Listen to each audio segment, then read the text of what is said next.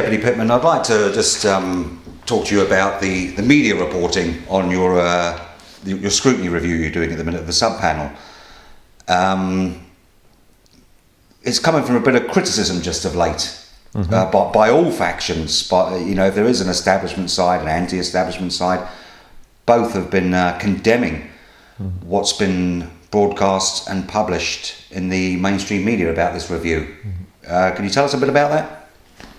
Yeah, well, as you know, I'm happy to speak to all media, mainstream media, citizens media, call it what you wish, but it has been a concern to us about how the reviews are being reported.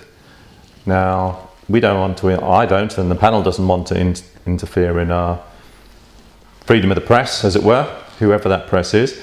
But what's got to concern people is when things are being put out by the media and they're just not accurate, especially when they're facts that are easily researchable, and yet things are being continually put out. They're just not correct.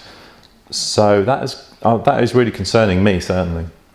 Well, because I said there that both sides of the camp, if you like, have criticised the mainstream media for what they've been reporting. That means they're getting it right, doesn't it, if both sides aren't happy?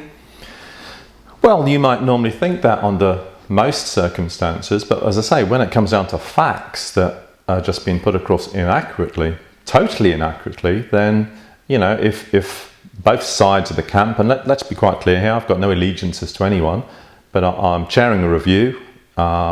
We've already seen enough that's in that review to justify doing it.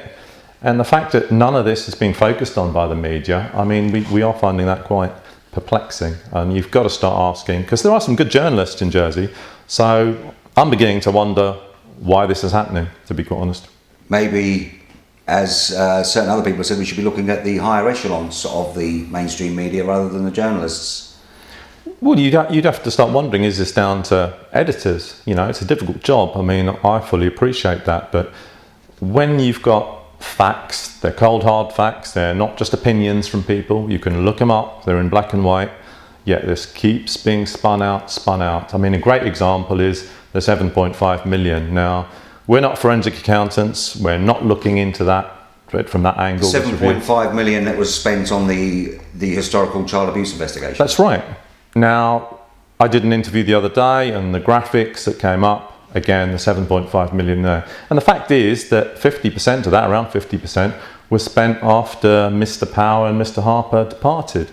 So it's quite wrong, I think, to keep giving the public that impression that, you've got to be fair to people. It's not about allegiances. It's just about decency and courtesy and doing things honestly and, facts. Reporting the facts. Reporting the facts, yeah. So, because it is in black and white, Lenny Harper and Graham Power spent less than half the 7.5 million. The majority of that money was spent after they had left. Yep. That's facts. Now, Stephen Ostervotier, the Home Affairs Chief Executive Officer, was giving evidence to you the other day, and I think I'm quoting him correctly.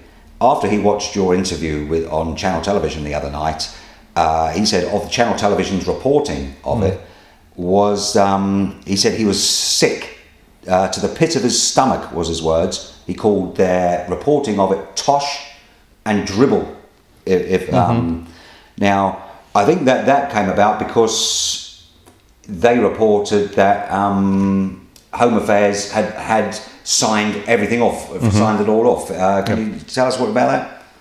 Well, again, it comes back to what I'm saying. It's facts that weren't clearly reported. I mean, I was sitting in there in the studio, and probably the viewers saw it better than me, but if you're going to say someone's been following the story, then you expect the story to be followed. You expect people to be informed. These are professionals, and give people, genuine facts. And especially when it was said, I believe Mr. Ostervotier told us that he'd been asked for a response, and he said, no, I'm going to do it at the scrutiny panel. And of course, none of the mainstream media were there. Well, that's right. He said he was going to have his right of reply, if you like, to the Channel Television thing that went out. But he said he was going to give it at the scrutiny panel hearing.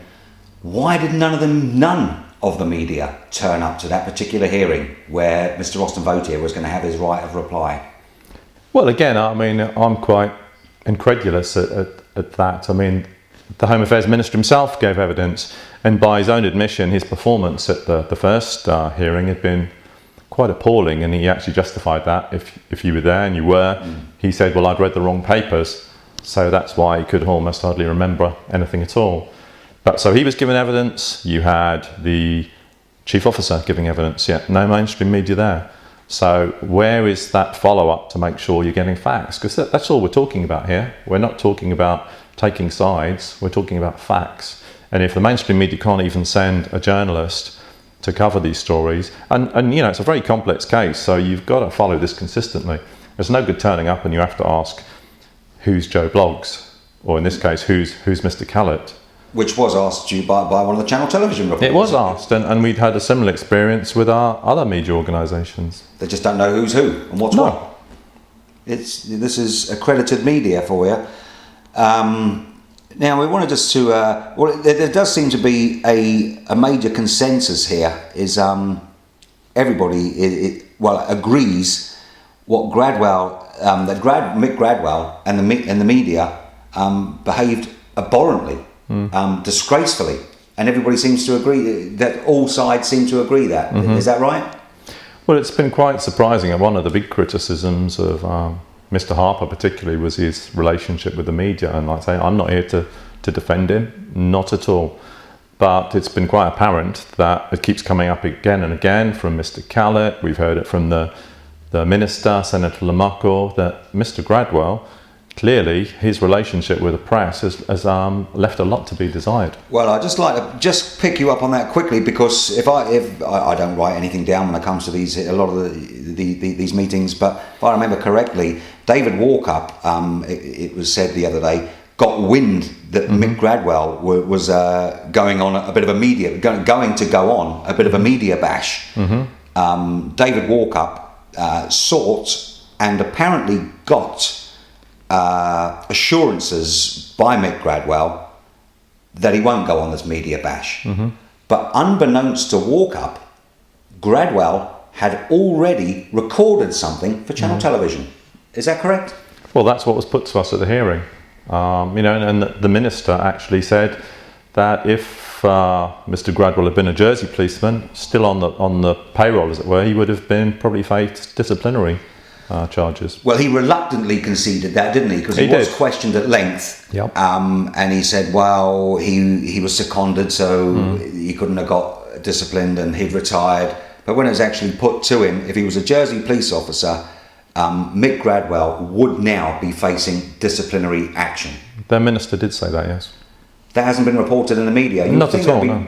You would think so, yeah. You know, there we go. Now, I think we touched on it earlier. This is where I think Stephen Austin Vautier was a little bit perplexed. It was because at the beginning, when you were on the Channel Television the other night, they started off their graphics saying first-class trips to Australia, and the rest of it, meals in high-class restaurants and everything. I think that's what got Mr. Austin Vautier's back up a little bit as well. I can't speak for him, but I think it might have, because the first-class trip to Australia was actually justified, wasn't it? The Minister said that, yep, exactly. He said it was completely plausible and justified, as was the decision to dig. And yet, I think the thing that's getting to a lot of people, annoying a lot of people, both sides of the executive, the scrutiny, etc., is again this same myth seems to be being spun. Where you get the impression from the mainstream media that we're almost still looking at the historic abuse inquiry. We're not. We're investigating whether this review was done in the best way possible, whether it was fair, and it's quite clear. We haven't come to conclusions yet, the panel, but there's already been enough to fully justify our decision to undertake this review. So here we are. It's a completely new direction. It's not looking at the historic abuse inquiry. Yet as I say, it keeps getting reported the same old stories, the same old 7.5 million, the dog and whatever. I mean, it's quite clear to us there's been mistakes made, there's been things that could have been done better. I don't think anyone would deny that. But that certainly doesn't justify spinning these myths that all the money was wasted, that everything was wrong.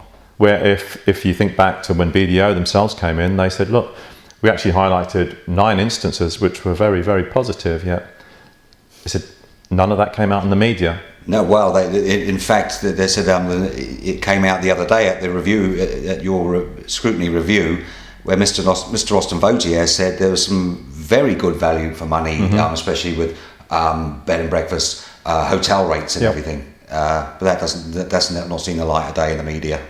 No, I mean, you almost start to get the impression that perhaps some people, they've taken this position on this story for so long, it's become so entrenched that perhaps they're not quite big enough to say, actually, maybe we got some of this wrong.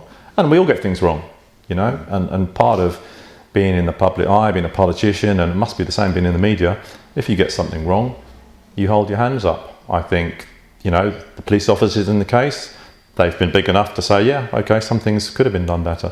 I think you've got to expect that from the media as well. Well, you would expect the media to be factually correct. If they're not factually correct, they should put it right, but they don't seem to be doing that. Well, certainly not so far. And I say, it keeps happening and keeps happening. I mean, people have been to these hearings. There's been some really interesting facts have come out. I mean, glaring stuff really, like it's always been used as the excuse why Mr. Harper wasn't interviewed, because Mr. Walkup had told BDO they couldn't interview him, and Mr. Walkup said no. That's not true. He didn't say that. Yeah, there's a lot of stuff coming. Who's right? Who's telling the truth? I can never know. None of us can ever know, because you're getting different opinions. But the thing is, none of this is being reported. No. We've had instances where someone's been in place for 4 months, and apparently he didn't know the terms of reference he was working to, and they were different. That's right. That's Mike Kellett. We still don't even know who paid Mike Kellett. We still don't even know who paid his wages. Well, we really believe that came from the police, but say it has been like getting blood from a stone. I mean, some of these instances, I have to say, it's been quite frustrating. You would expect that if something's been run very smoothly, you would expect the answers just to flow, but that hasn't really happened, I have to say. And yet none of this is getting into the mainstream media, and none of this is getting to the public, and it is very frustrating. Well, I'll tell you what else didn't get into the mainstream media is actually a question you put to the Home Affairs Minister in the States. When you were asking, basically, did Gradwell leak a report to a national newspaper? Now, the minister turned around and said, well, I'm not really that bothered about that. I'm more worried about what Lenny Harper might have done. And that made headline news. Lenny Harper might have done this. Lenny Harper might have done that. Yep. But nobody mentioned the fact that Mick Gradwell is being accused of leaking confidential reports or parts of to a national journalist during a live child abuse investigation. Why wouldn't the media pick that up? Well, it does seem very surprising. I mean, if only in terms of consistency. Why does one get mentioned and it's played out again and again, and one allegation doesn't? We've heard twice now that a former assistant health minister allegedly leaked things to the media. Yeah, nothing been mentioned there. Never been mentioned. Why? You know, so the media can't blame people for smelling a rat, surely. No, I mean, it's quite ironic, really, when you look at this, and this has all come out because of alleged mishandling of instances within the Horrocks abuse inquiry. And yet, clearly, there's been a lot of other mishandlings, things that could have been done better. But some things, they just don't get reported, you know, and you're right. That's why the public start to ask questions.